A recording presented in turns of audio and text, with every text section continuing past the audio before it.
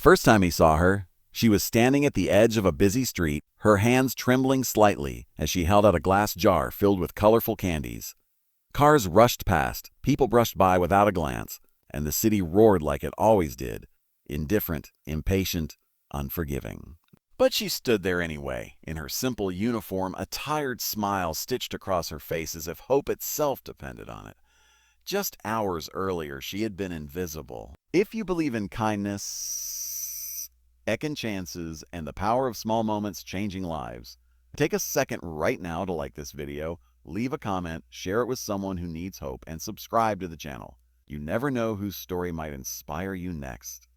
By day, she was just another cleaner in a towering corporate building, a place of glass walls, polished floors, and people who rarely noticed those who kept it shining. Her name was Sophia, and every morning she arrived before sunrise, quietly mopping floors and emptying bins before the executives stepped in with their expensive suits and hurried footsteps. To them, she was part of the background, like the hum of air conditioning or the shine of marble floors.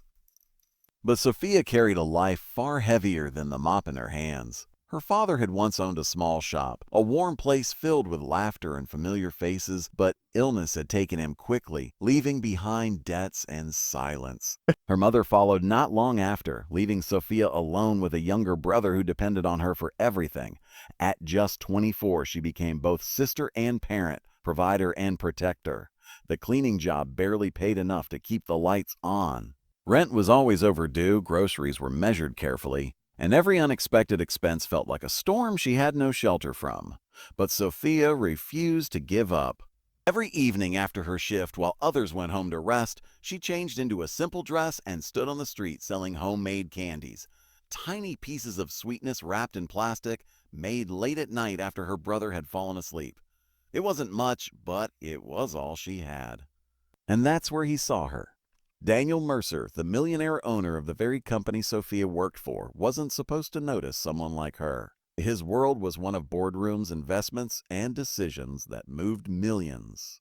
He lived in a penthouse high above the city, drove a car that turned heads, and had built his empire from nothing. Or so the headline said.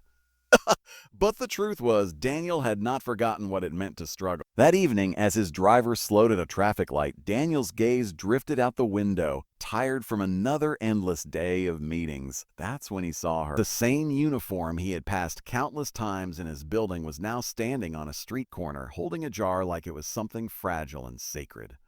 He frowned slightly, watching as people ignored her, some even brushing past her shoulder without apology. There was something about the way she stood, tired yet determined. That caught his attention. He rolled down the window without thinking. For a brief moment their eyes met. Sophia hesitated, then stepped forward slowly, offering the jar with a soft, hopeful expression. There was no desperation in her eyes, only quiet dignity. She wasn't begging, she was trying. Daniel bought the entire jar without asking the price. As the car pulled away, he glanced back, watching her shrink into the distance. Something about that moment stayed with him long after he reached home. It wasn't pity, it was recognition. He had seen that look before, in the mirror many years ago. The next morning, Daniel arrived at the office earlier than usual. The building was quiet, echoing with the soft sounds of cleaning. And there she was again, pushing her cart down the hallway, her movement steady, but clearly tired. This time, he didn't just walk past, he stopped. Sophia froze slightly, surprised. People like him didn't stop for people like her. She lowered her gaze instinctively, unsure if she had done something wrong. Daniel studied her for a moment, noticing the faint shadows under her eyes, the careful way she carried herself, as if trying not to take up too much space in a world that had never made room for her. He didn't mention the night before. Instead, he asked a simple question, one that no one had asked her in a long time. "Are you okay?" Sophia wasn't prepared for that. The question hit deeper than she expected, stirring emotions she had learned to bury. She nodded quickly, forcing a small smile, the same one she wore on the street. But Daniel could tell it wasn't the truth. Over the next few days, he found himself noticing her more. The way she worked without complaint. The way she stayed late when others had gone. The way she carefully counted coins during her break as if every single one mattered. And slowly, a thought began to form. One evening, he followed at a distance. He watched as Sophia left the building, changed clothes in a nearby public restroom, and walked to the same street corner. He saw her open the jar again, the same quiet hope in her posture. This time he didn't stay in the car. He stepped out and approached her. The city noise faded as he stood in front of her again, this time not as a distant observer, but as someone stepping into her world. Sophia looked up, recognition flickering across her face, followed by confusion.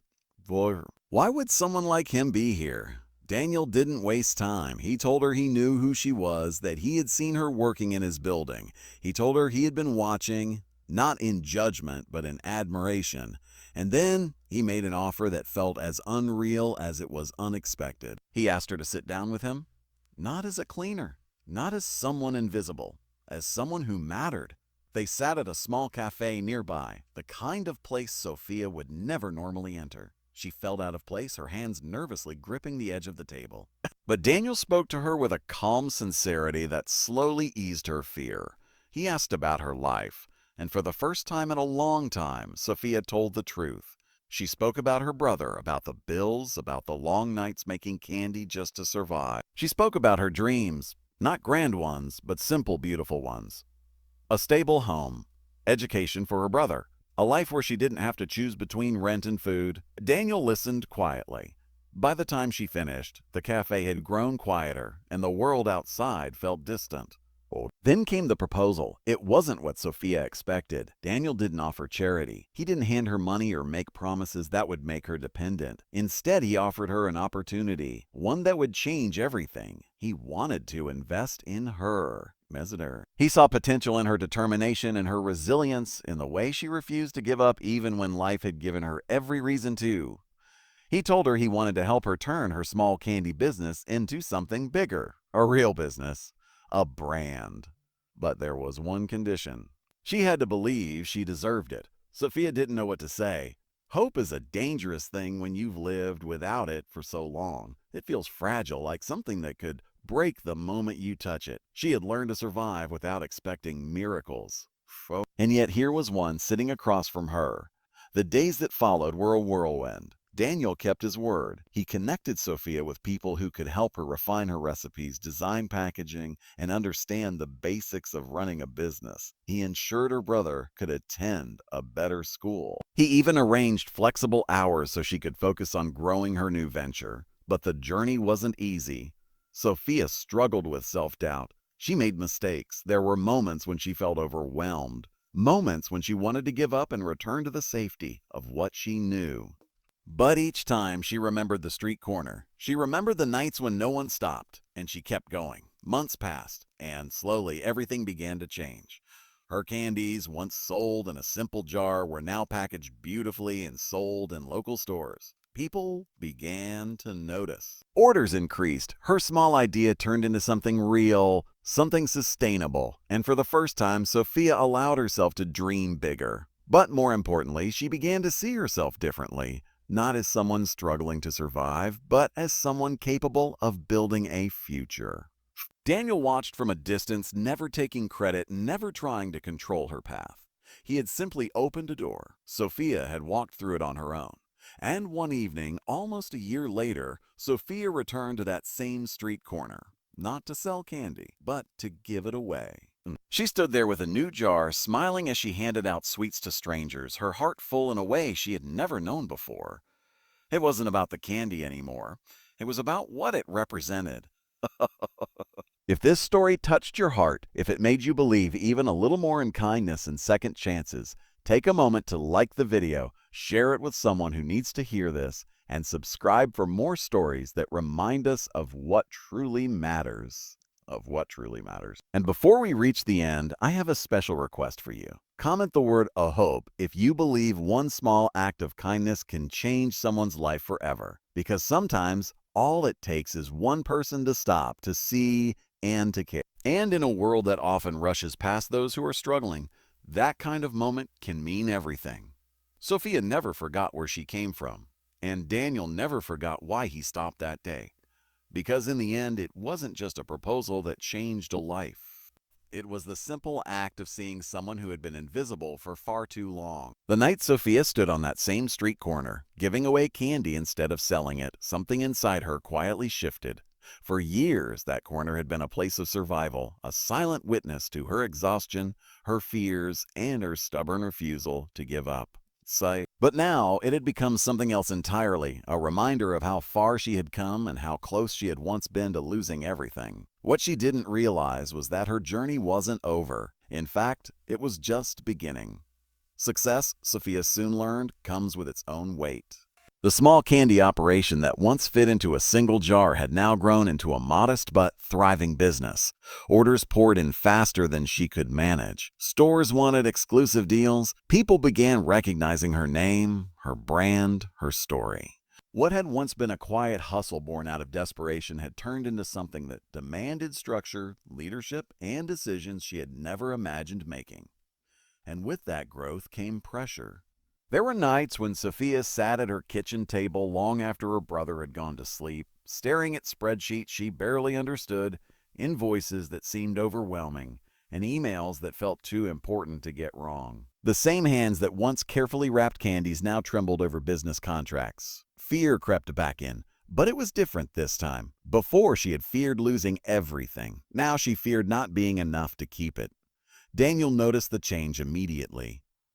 He had always kept his distance, allowing Sophia to build her independence, but he could see the signs. The exhaustion in her eyes had returned. Though it was no longer from cleaning floors or standing in the cold, it came from responsibility, from the quiet burden of success. One evening, he invited her to meet again, not as a boss, not as an investor, but as someone who understood. They sat in the same cafe where everything had begun, but this time Sophia was different. She carried herself with more confidence, her posture stronger, her voice steadier. And yet, beneath it all, the same uncertainty lingered. She didn't try to hide it. For the first time since her business began to grow, Sophia admitted she was struggling, not financially, but emotionally. She felt like she was constantly one mistake away from losing everything she had worked for. The fear of failure had simply changed its shape. Daniel listened carefully. Then, in a quiet, steady way, he reminded her of something she had forgotten. She had already survived worse. He told her that success wasn't about never feeling afraid. It was about moving forward despite that fear. He reminded her of the girl who stood on the street corner with nothing but a jar and hope, and how that same strength still lived inside her. But more importantly, he told her something she had never truly believed before.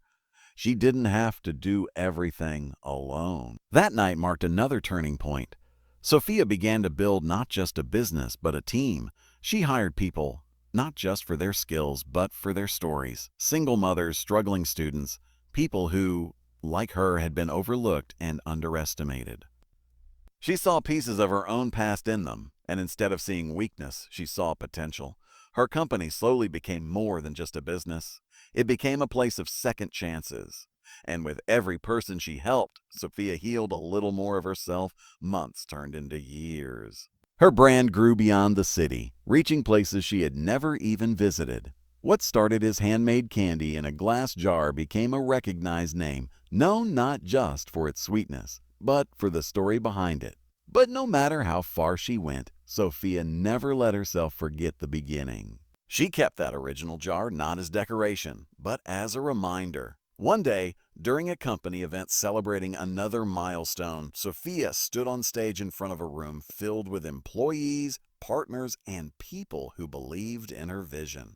The lights were bright, the applause loud, but in that moment she wasn't thinking about success. She was thinking about that quiet evening on the street corner. She spoke not about profits or growth, but about dignity. About how every person deserves to be seen, to be given a chance, to be treated as if their story matters. And in the crowd, Daniel watched silently. He had always believed that his role in Sophia's life was small, that he had simply offered an opportunity. But in that moment, he realized something deeper. Sophia had not just changed her own life. She had multiplied that change for others. After the event, as the crowd slowly dispersed, Sophia found Daniel standing alone near the back of the room. For a moment, neither of them spoke. There was no need for grand words or dramatic gestures. Some bonds are built in silence. But in her eyes, there was something new. Gratitude, yes, but also something stronger, purpose. Sophia didn't thank him in the way most people would. She didn't talk about success or achievements. Instead, she simply told him that because he had seen her when no one else did, she had made it her mission to see others the same way. And that, more than anything, was what mattered. Life didn't suddenly become perfect after that. There were still challenges, still setbacks, still moments of doubt. But Sophia faced them differently now. She no longer saw obstacles as signs to stop, but as part of a journey she had already proven she could survive. And every once in a while, she would return to that same street corner, not because she needed to, but because she wanted to remember. She would stand there quietly, watching the crowd, noticing the people others ignored, the ones who stood on the edges of life, just trying to hold on. And sometimes she would step forward, just like someone once did for her. If this story stayed with you, if it made you feel something real, take a moment right now to like this video, share it with someone who needs a reminder that hope is real, and subscribe for more stories that matter. And before you go, don't forget to comment the word hope, because your one word might remind someone out there not to give up. Because in the end, the most powerful changes don't come from money or status or luck. They come from people. From moments, from the simple decision to stop and truly see someone. And sometimes that's all it takes to change a life forever.